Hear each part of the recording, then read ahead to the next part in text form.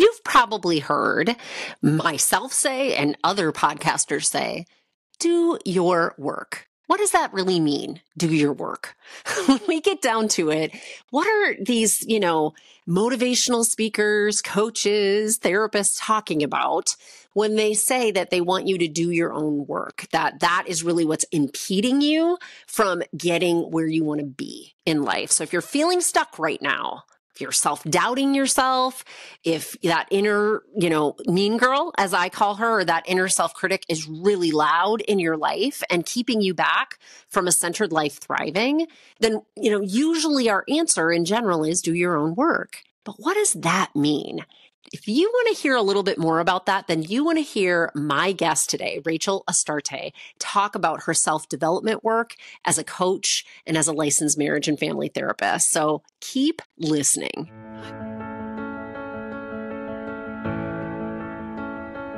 I know your deep, dark secret. You don't like your life. You're a woman in midlife, and for the past 2 decades or more, you've poured yourself in to other people. You've poured yourself into your career, your family, and yet on the inside, you feel broken. And that's no way to be.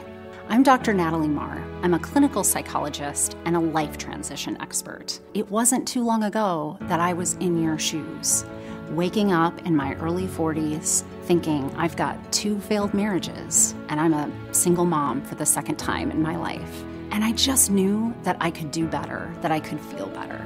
Fortunately for you, I have about 20 years experience clinically. And so I've created a method that will help you learn to love your story. I know that the story that you're telling yourself about your life feels awful. And I know that you think that you can't change that.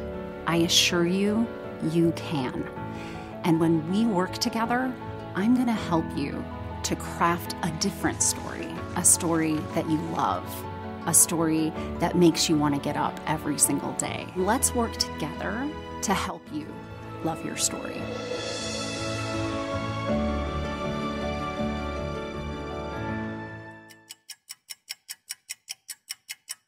Are you on my mailing list yet? Because if you're not, you really should be. You want to join at learntoloveyourstory.com. If you scroll down, I'm giving away a freebie for you. Honestly, you know what it is? A free course. I sell online courses, but this is a course just for you. And it's about freeing yourself, letting go of what others' expectations and ideas are for you. That nagging self-doubt in your head, it's usually fueled by your consideration of what others think of you over your consideration of what you think of you.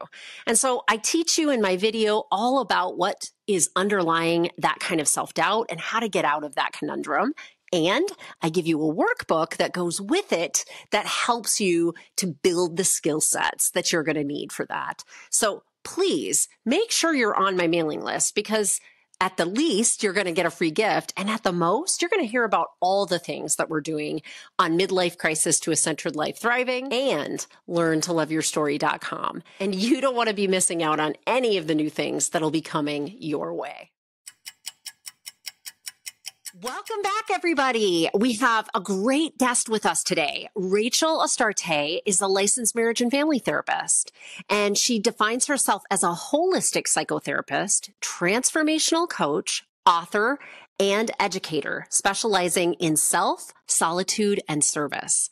She offers down-to-earth guidance for socially conscious seekers craving balance in turbulent times. Rachel is the author of Celebrating Solitude, How to Discover and Honor Your Highest Self, as well as novels, screenplays, and articles. I'm really excited to hear more about that, all of which focus on self-development and connection with our human and our non-human family.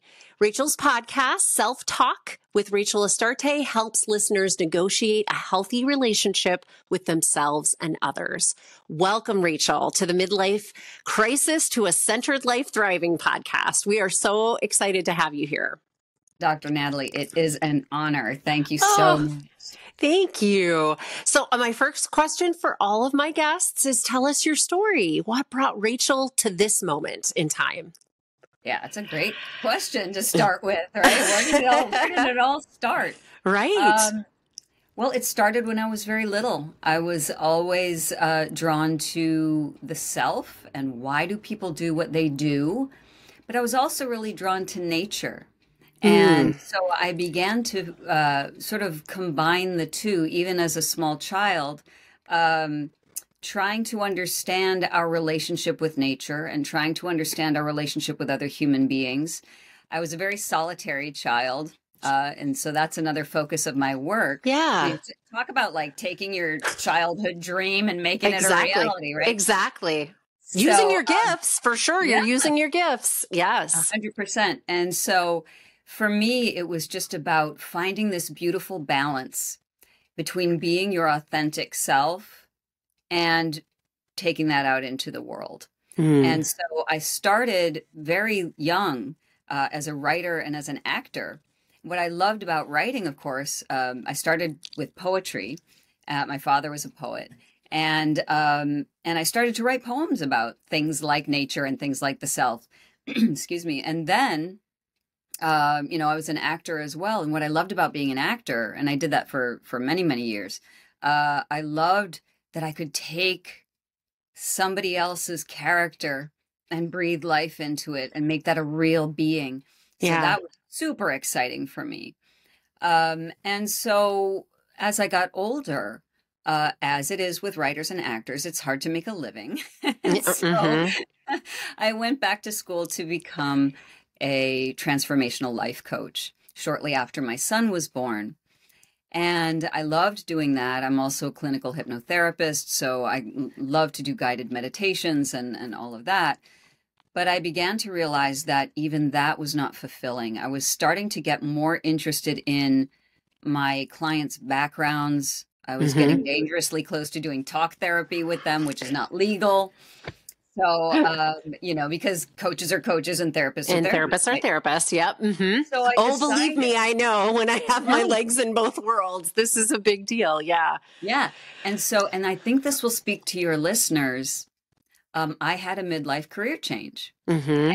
And so I was, let's see, I guess I was 46 when I went back to school to become a marriage and family counselor. And Wow. so I didn't get licensed until I was 50. So Well, how just about to let that? the ladies And out good there for you. know. Yeah. Exactly. And so Yes, I exactly. I started, mean, really, let's just pause. Like, you're right. Let the listeners know you can start a new career at 50. It's okay. In your 40s, you can go back to school and start a new career at 50. That's amazing. Good for you. yeah. And it's something that I'm seeing more and more with women, my clients, and even like my older sister, went back to school to become a Spanish teacher in her 40s. It's such a common thing. And so don't let time hold you back. Never. So that's a Yes. big message. Yeah. So once I became a therapist, I began to realize now I can begin to pull together all the things that I love. That's why the holistic psychotherapy came into play, because I've always been drawn to mind, body, and spirit and how they Mm-hmm. work together for our healing. Because we can't do Yeah. just one of those three, they have to work in No. conjunction. No, Hmm. they have to. They have to. So, like, what is it do you think that you bring to your holistic approach in therapy and coaching? Yeah, it's a great question. So everything comes from the self. Mm-hmm. Everything we do comes from our core being. So when we get all of the chatter out of the way and all of the stuff that we've been taught or society has told us about ourselves, and we get very quiet and we learn what is it that motivates me, right?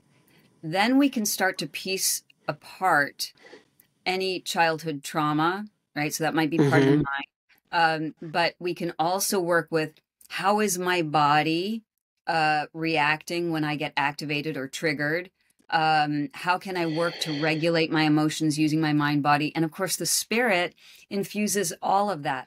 So Yeah. no matter what your spiritual practice is, now I've worked with Christians, Jews, Muslims, atheists, Wiccan practitioners, shamanic practitioners, types of spirituality. It's irrelevant what you believe.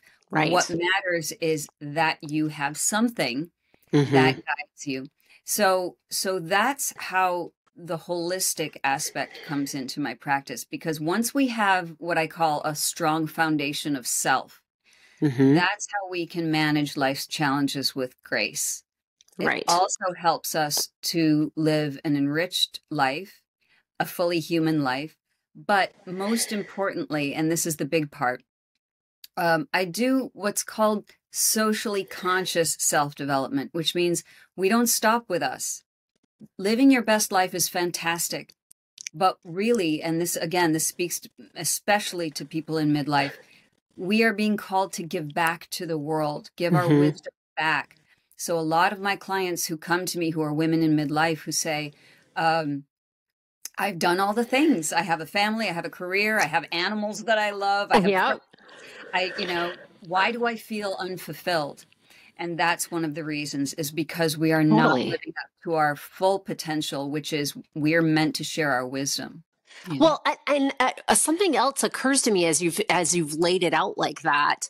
You're talking in your holistic way of anchoring back to the self as the core. That's the anchor. And then once you've built that up over time, then the whole idea is you go out into the world and spread that wealth, essentially, your internalized wisdom, your gifting to the world. And that is kind of how this all works. But I think that the programming and social conditioning that we've had would tell us the reverse, as women, especially, that are caretaking and are having the families and having the pets and being in careers that are serving others, that's our hustle for worthiness. But then, of course, we have no anchor. We have 5 bazillion anchors. It's like we have our hands in way too many things, and we feel scattered and lost and aimless and without purpose, because that isn't the direction it's supposed to be going. It's supposed to start from the self and go out. I really love how you beautifully laid that out. Yeah, absolutely. I agree with you. There is all this pressure, and the reason we feel unanchored is because we haven't. I mean, where does all of this service to others come from? It comes from us. Right. So if we're not clean and clear, if we're not on the path of our own development, and by the way, it's going to be different for everyone. There is no cut and dry, cookie cutter way that we need to live. When I work with clients one-on-one, when I teach my classes, I'm encouraging for you all to bring out your uniqueness, because that means when you give back to your family, to your friends, to your colleagues, to the clerk at the grocery store, you're giving authentically from yourself, and you're not giving more than you have. That's important. Yeah.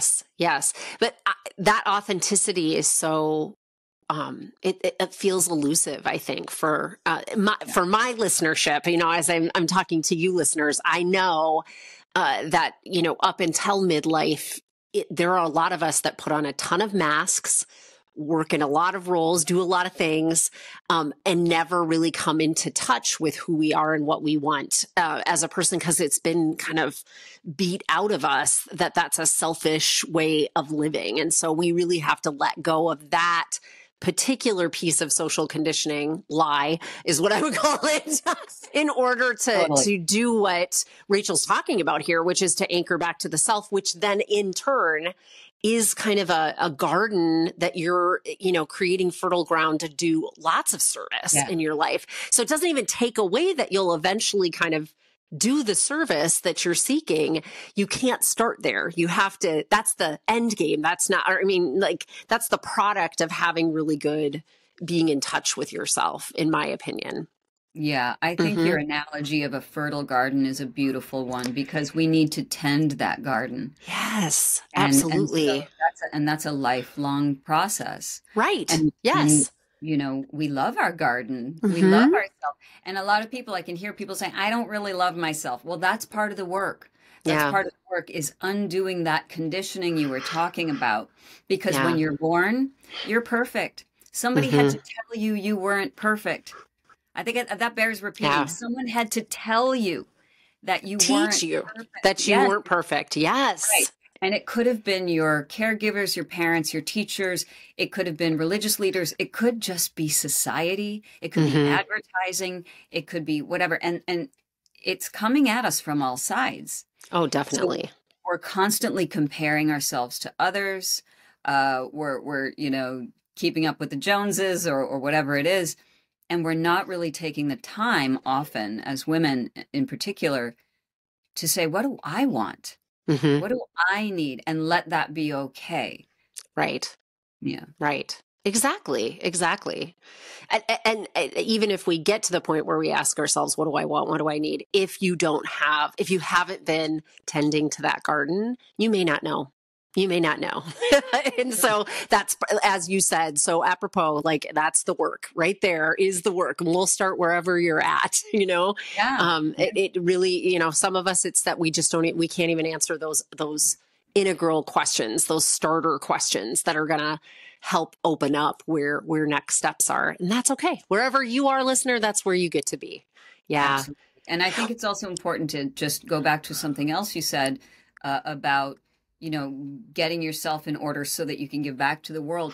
Mm-hmm. It is a process. So I don't want people to hear this and think, I have to hit a certain level before I can give back. No. You are already perfect as you are. There may be things you want to change about yourself. That's beautiful. I teach all of my clients and all of my students. The number one rule is non-judgment of yourself, non-judgment of others. We're all spirits having a human experience, right? We're all here to learn what we need to learn. So as long as you're on the path and doing the work, you have plenty to share just by being your wonderful self. Yes, absolutely. I hear. I echo that for sure.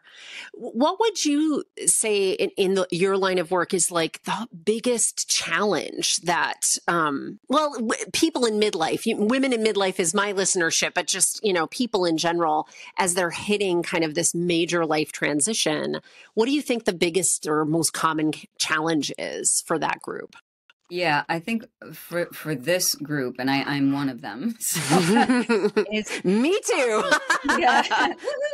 I know. I'm happy about it. It smells like joy and freedom to me to be in this part of my life. Exactly. But I realize that I'm in a centered life thriving because I've done some work, and some of us have not. So yeah, that's right. And that's why you have this podcast, which is right. Such a necessary and beautiful thing. Oh, thank you. So the biggest conflict that I see with women that I work with in midlife is the comparison trap. But it's not just necessarily comparing people their own age. They're comparing themselves now to who they were 20 years ago. Interesting. You're right. Yes. So why am I not like, I had so much drive when I was 30. I had so much drive when I was 25. What's happening? We don't realize that we are in transformation. And midlife is just like, I was going to say cocooning, but we're not really closing off, but we do have to go inside and we do have to take stock of our life experiences and transform them into wisdom. Life experience alone is not wisdom. Taking the time to process the lessons from what we've learned in our life transforms that into wisdom. And that is what we share as wisdom sharers, as mentors with the world. So that's a big one. And I've experienced it for sure. You look in the mirror and you're going, I don't recognize that lady at all. You know what I mean? Who is she? And we have to create a new relationship with ourselves and see ourselves as emerging, not dying. Oh, I like it. I like it a lot. Okay, wait. We got to put a pin in, have a relationship with yourself, because we definitely need to circle back to that. I love me a good metaphor. And so I actually liked it when you were like the cocoon. I'm thinking to myself, you're right, because what it, really is a metamorphosis. It's not a death or like something is going away necessarily. It's just that at this stage, there is kind of this whole body, mind, spirit change. Yes. And if you're willing and open to it, that transition goes easily. If you're pushing against it with lots of times with that conditioning, with what you've been taught to believe about yourself and your world, it's a lot harder. It's a ton harder when you're Yeah. clinging to these old ideals of what it should look like and what in my, in my 20s, I could do this. In my 30s, I could do this.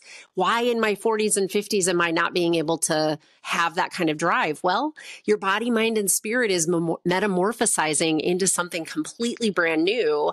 And if you're along for the openness of that journey, no, it won't look like it did in 20 and 30, but it could look amazing. And then you've had, both sides of that, right? You're amazing then, you're amazing now, just very different than where you started from, for sure.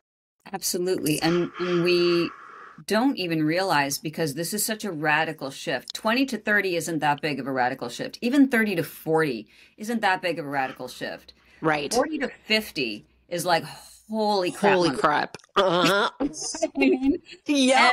and like, oh boy. Okay. And then the clock is ticking and your mortality starts going, hello, I'm right over here. Yeah. And you've got, 30 to 50 years left on this planet. What are you going to do with them? And there's all this pressure, right? Yes. We have to understand that midlife, right, is not even the end. We are preparing ourselves for yet another phase, which is elderhood.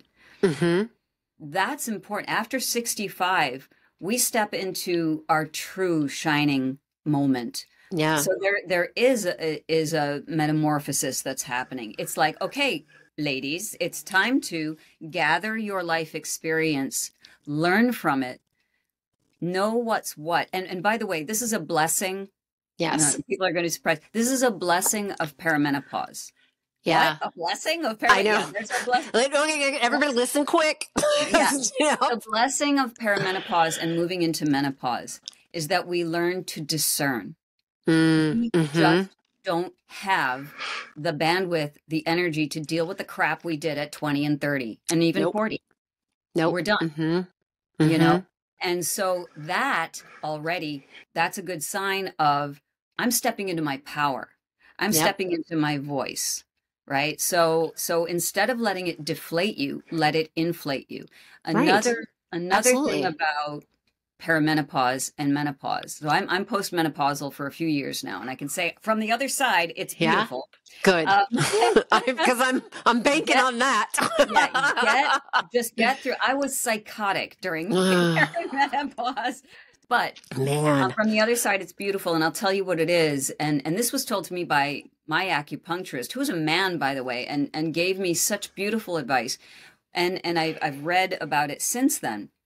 When we're no longer bleeding out, but we're retaining our energy. Oh, interesting. Yes. Moving us forward. The Native American traditions call it our wise blood. That we are, instead of bleeding out, we're retaining. And so that's filling us up with energy and filling us up with power so that we can go out. So we can go out and be the wisdom sharers, the wisdom keepers, and eventual elders. Mm-hmm. That's beautiful. When you think about that, what a poetic way. And I would say there is a gift. You're right. I mean, it's one of those gifts that you were given through the sandpaper kind of smoothing us down over time. So perimenopause feeling like that sandpaper, but you're absolutely right. We have no margins at this point. Like physically don't have margins because there are all of those changes happening, which then translates or transmutates into spiritual and mind, based limitations and just no margins. And so we're going to be much more discerning. If we are open to it, we can learn that discernment about where our energy goes, because we don't want to be just handing it out to any old person on the corner. The first person who asks for something, which might be part of our old programming, like, yes, yes, yes, I'll say yes to all the things and just hopefully I'll have endless energy. Not going to happen. So now you have to be really discerning about where you place that. Mm-hmm. Yep. And sometimes it happens for you because you find yourself getting angry or deflated or short-tempered or passive-aggressive. All of those are indicators that you're leaking your energy. Yeah, and definitely. So that's the work that I do with people's health. Let's bring that back in. Let's bring that back. Find out what's okay for you. And learning how to say no and learning how to ask for help. Yes. Is something that is just not taught to women. It's not an option. We're just like, it wasn't on the menu. We were never taught that part. We were taught about how to say yes in several different ways. No was not on the menu. I don't think. I don't remember that being taught to me. Just saying. I'm going to circle back to having a relationship with yourself. Talk a little bit more about that. I am big. I mean, my website is learntoloveyourstory.com. And my original message really was that self-love kind of can heal all things. It really is. It's the secret sauce that will help you expand and expound in your life. It's tricky to do.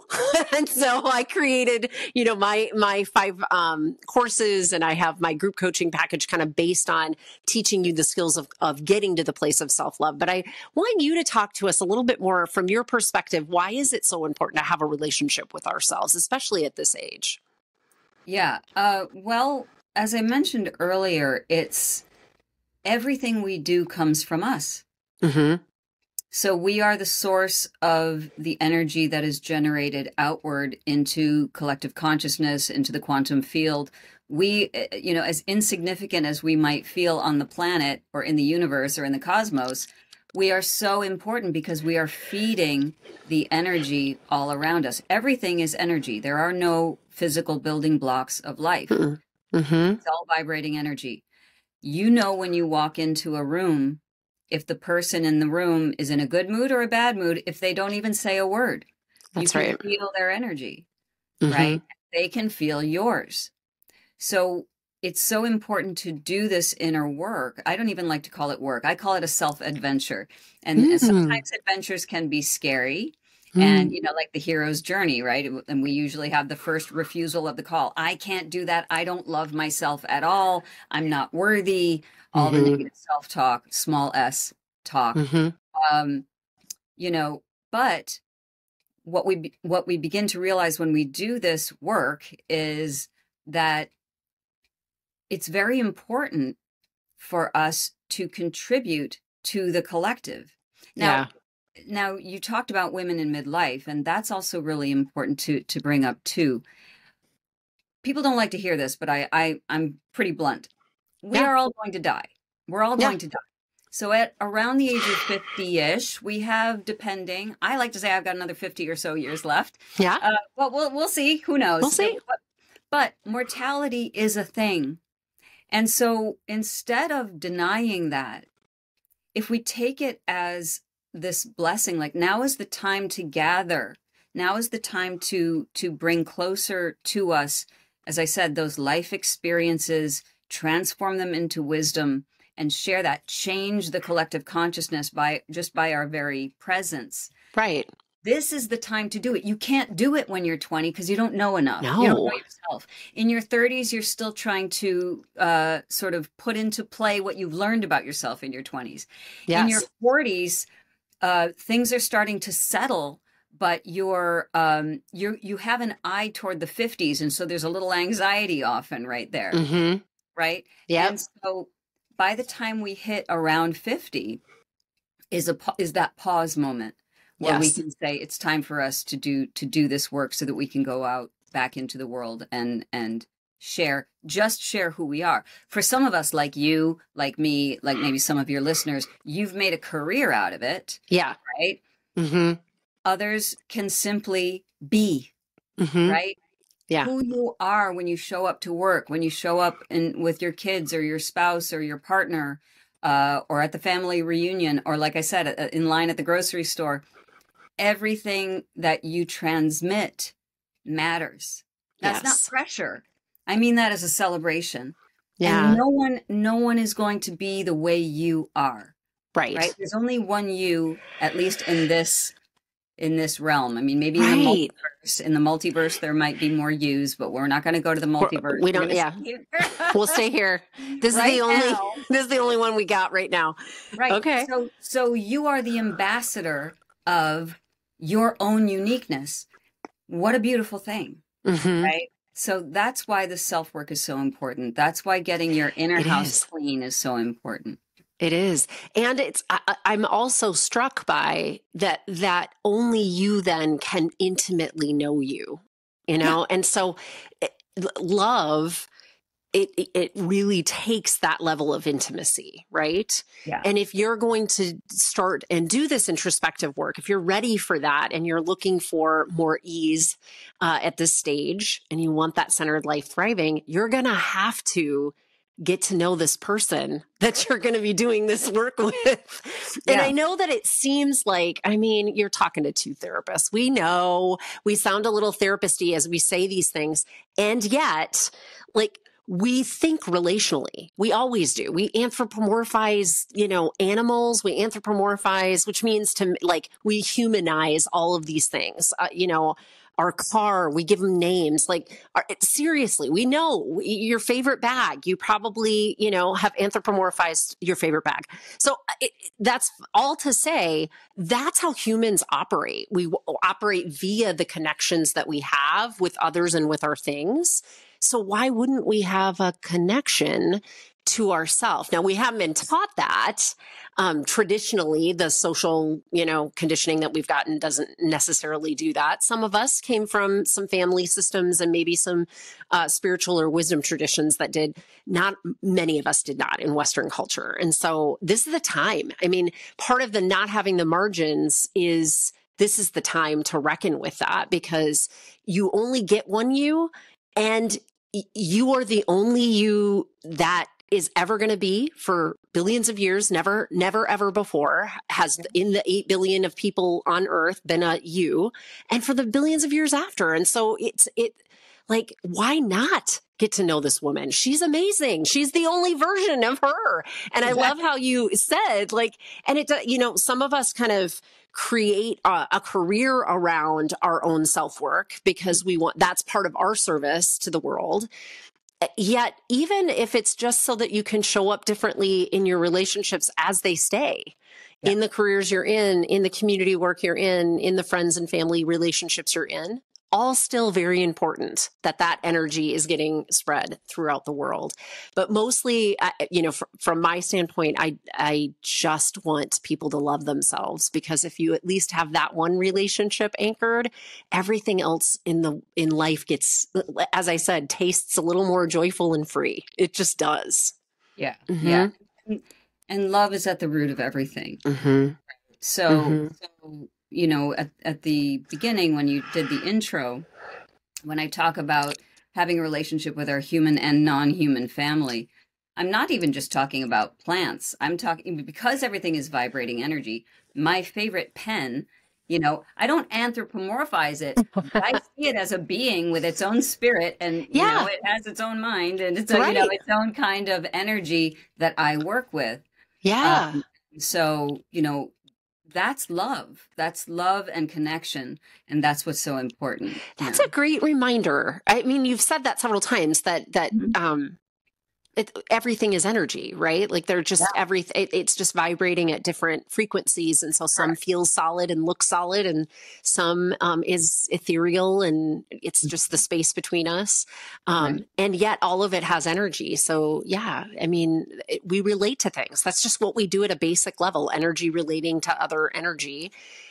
And that's why if you've been self-neglecting, taking, having that kind of a relationship with yourself, I think it really is one of the biggest challenges, for sure, for this group of people. Mm-hmm. Yeah, mm-hmm. I totally agree with you. And it's so funny how, and you mentioned this earlier, we're so quick to help others and be there for others and not show ourselves the same respect and love. And I jokingly say with my clients and my students, what makes you so special that you are the only one on the planet who does not deserve love? Yeah. You know what I mean? Why are you the only one? I mean, I need to know this. I need to figure out why are you the only one that doesn't deserve to be loved, right? Mm-hmm. And especially by yourself. And so one of the pieces of work that I do, like when I work with self-talk, will actually, again, bringing non-judgment to it. The way that we talk to ourselves, one of the exercises that I do is, reframing how we talk to ourselves in a way that, and sometimes this helps people make the leap, is imagine you're talking to a friend. Yeah. right? So I really, No, I completely agree with that methodology. Yeah. yeah. So it's like, well, you're not good at this. What would you say to a friend who said that? Well, Hmm. you would probably say, well, you can get better at it. You know, everybody can learn. You have the capacity to learn. So if there's something you want to learn, go ahead and do it, mama, do it, you Hmm. know, and that changes. And now imagine you're saying that to yourself, right? Hmm. Huge shift, huge shift. And Totally. that's your highest self, your capital S self talking to you. Hmm. And that's the relationship we want to get into a dialogue with, is with our highest self. I am a huge proponent of talking to yourself out loud. I Yeah. know people don't really think that that is sane, but I think it really is. I think it's Well, very, very helpful. I think it is too. I mean, from a neurological basis, Mm-hmm. as a clinical psychologist, I am an advocate of communicating with yourself in different formats because it uses different parts of your brain, and the Oh, more yeah. parts of our brain we're using, the more strong and quickly we're creating neural pathways. I mean, I think it takes, I don't know, like 250 times ish for you to learn a new thing, for it to fire 250 times in a neural pathway, for it to become an actual pathway in your brain. Mm. The exception to that is if you're doing stuff in play, then it only takes about 40 or 50 passes in your brain to have that solidly go in, which is, one of the little sneaky truths of why kids are such great learners, right? They're playing all the time and everything is being learned in play. But we can tap into that too. We can biohack that too if we want to. But yeah, I think that's it. It's important to put that in perspective. Like we do have this capacity to learn.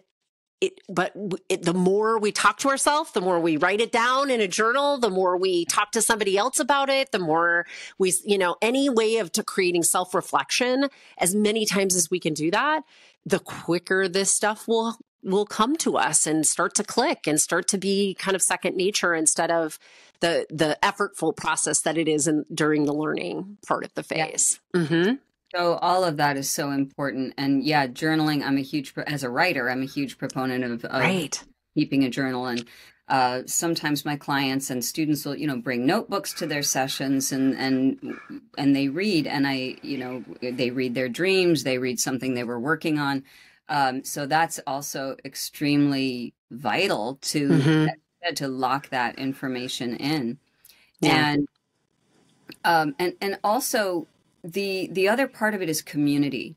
So when I teach my classes, they're usually a smaller group, and that gives us a chance to really speak to each other and listen to each other. And if someone's coming, so my classes end up to some extent being a little bit like a group therapy session, but also a little bit of a class. Yeah. And, hey, I've been working on this week, and we will share our thoughts and supports for one another. And that's really helpful too, because then it's not just you're the one with all the problems and you're showing up to class or whatever, but you're actually able to say, here's some wisdom that I've picked up along the way. Mm-hmm. Maybe it will help you. And that's the community. So this is what we were talking about earlier, sharing your wisdom with the world, or sharing your true self with the world. And you don't have to be a scholar or fully self-actualized. Just having gone through something, you can help someone else. And so that's why the other aspect of my work is about self and community. Right. In fact, my slogan for my practice is unity through individuality. Because a community is only as strong as the individuals that comprise it. Sure. That's another reason why we do this self-work, not just to share our gifts, but to be able to be compassionate about others and learn from others. Yeah. I'm big on community too. I think, collectively we're wired to be in community, and we want to belong, right? And so anytime we're doing this kind of work, it becomes more valuable when it's being shared, and it becomes more valuable when we can hear our own stories in other people's stories. And that is always a phenomenon that comes about in that kind of a community. I like that though, that say that again. It's the individual. Say that again. Unity through individuality. Unity through individuality. I love that. That's a really great way to frame it. So tell us a little bit about your book and your writing. I am big on writing. I'm trying to do more writing in between all the other things that I'm doing, but I would love to hear a little bit more about what inspired you to write your book and plays and everything else. Just go for it. Tell us a little bit about it. Well, the Celebrating Solitude, How to Develop and Honor Your Highest Self, that actually, I got inspired to write that book when I came back from a long trip to India, and I was, I think it was 37, yeah? And I came back and I realized while I was there, I was a single lady in India, and I realized that the community, the people were treating me very differently than maybe other people, that somehow it was as though I was already dead. I was an old woman. Because I was single, there was no hope for me, and again, that was cultural, but at the same time, it made me think, being single at 37, I have to somehow be okay with the fact that I may be alone the rest of my life. And what am I going to do to make that okay? Okay. And so I was living in New York City at the time and living by myself. I had no roommates or anything. And I thought, well, let me dive into learning that self-love, learning how to love this Rachel, right? So the book came out of that. And the reason solitude is so important is because we are shutting out the chatter and the influence of everyone else around us, at least for a few minutes a day. So the book talks about how to develop a solitude practice. So it's a commitment that you make once a day, that could be 5 minutes. It could be a couple hours, depending on what you have. It could be 2 minutes, could be your time in the shower, you know what I mean? Whatever it is. But that you are committing to doing something that you love. Could be journaling, could be taking a walk alone. It could be reading, knitting, whatever it is that celebrates who you are at least once a day. And then talk about the neural pathways. That's burning into your neural pathways the understanding that I am important. That yes, it is. My needs are important. So it's not selfish to take time for yourself. And we talked about this a little bit earlier, but it's important to stress. If you don't take time for yourself, then anything you give to anyone else is inauthentic. Yeah. Because it's like having a party and filling everyone's drink glass with an empty pitcher. You have to fill your own pitcher first. You have to recharge your own battery. Right? So you're actually doing, when you take time for yourself or do things for yourself, for the people pleasers out there, you're actually helping others. Yes. Because you have more energy to give to them. Because one thing we know about love is that it doesn't run out. It just keeps growing. Yes. So if you are doing for yourself and showing yourself that love, you're not going to run out of love. You're going to create more love, and that spills out, and then you have a lot more energy to give to others. So that's why taking time for ourselves is so important. So that's what that book is about. And it walks you through how to create a solitude practice and why it's important and all of that. Yeah. My self-care course is called Selfish is the New Selfless, because it's based on what that connection you made. Like, when we start to fill this pitcher up, then we can fill the drinks at the party, right? Like, taking care of ourselves actually is the first step in taking care of all the people in our life. And I think there's just been this, conditioned idea of what selflessness means. And so it was a play on words with that. Like, I want people to take care of themselves so that they can do that kind of service instead of depleting themselves in pursuit of that kind of service. That's beautiful. Yeah, I write in my book, it's not selfish, it's self-ish. There you go. I love it. Yep. Ish. Yep. That's right. And it's important. We can't, if you've ever tried to talk on your on your mobile phone with no battery, it's really hard to communicate. Yeah. You know? So you have to charge your battery so that you can communicate in an authentic way with other people. Completely. All right.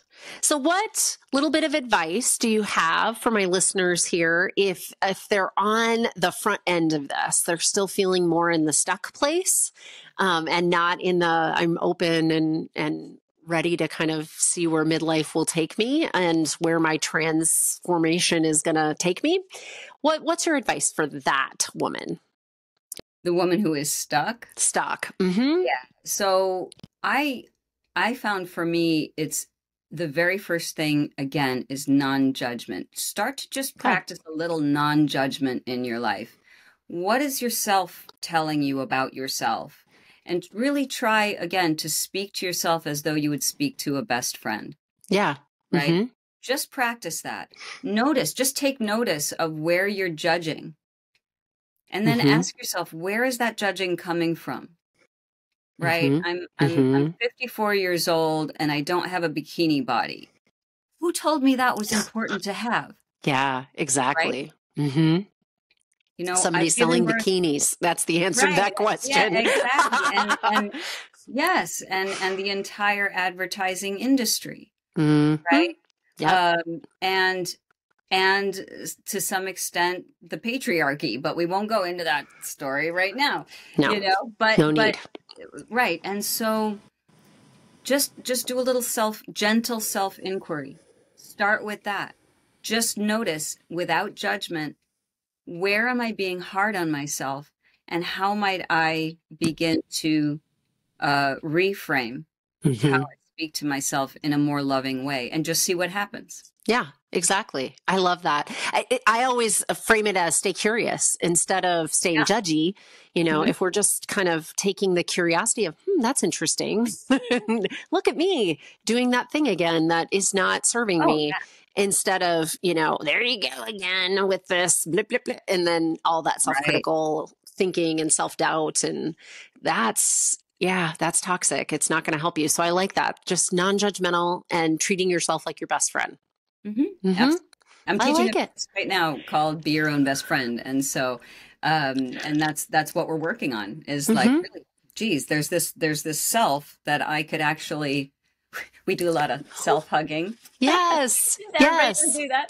It's a lot of fun. I mean, it really does feel good to hug yourself. It does. But, there's, I mean, that's a little tongue in cheek, but it does actually, talk about working with your body. It feels good. But yeah, being your own best friend is so important. And it sounds really daunting until you start practicing just those tiny little adjustments. Yep. Right. Okay. Well, tell us a little bit about where my listeners can find you. I know that you're opening up your one-on-one coaching. You also have courses, as you've alluded to. So tell us where we can find you, Rachel. Yes. The easiest place to find me is at my website. So you can go to rachelastarethetherapy.com. If that's too much to remember, you can go to myselfpath, myselfpath.com, and take you to the same place. Get on the email list, and then you'll know about all of my upcoming offerings. I do see clients one-on-one. And what's different from some traditional therapy is I don't expect people to lock into weekly sessions. I'll take people just once. It's like, I have this one thing I want to work on, and I let's see what we can do in 50 minutes. That's fine. That's fine. You can just go on and we can do it that way, or through coaching. Yeah. No, great. And we will always have links to both in the notes for this podcast. So they can click on that too, if they're someplace where they can see the link and they can go straight to your website. But that's great. Thank you so very much for being on the podcast. It's been a real delight having you here. Oh, thank you so much. It's really quite an honor to get to talk about this amazing and important stuff. So thank you for having the podcast. It is. It's always just a little coffee and conversation for me. Nice. Great. Thank you. Beautiful. That's all I have to say. That was a beautiful conversation. I was really appreciative of Rachel Astarte coming on and really helping illuminate for us self-development work. What does that mean to do your own inner work? And why do we start there? I really loved how we started out the podcast speaking through this idea of, you need to start with the self. And then once the self is worked on, it's a fertile ground. It's a garden that you continue to work through and tend to. But then it allows you to go out into the world and do all the things that you want to do. Hun, that's a centered life thriving, really. When you think about it, all of the work that I talk to you about is about putting you in a place where you're living the centered life. It's not a place you arrive. It's a garden that you tend to. And the work that we are needing to do for ourselves, that self-development work, that self-exploration and realization, it's essential. It's essential to us being authentic in this world and bringing the best of ourselves to this world. And it certainly helps us love our lives better and find that centered life thriving.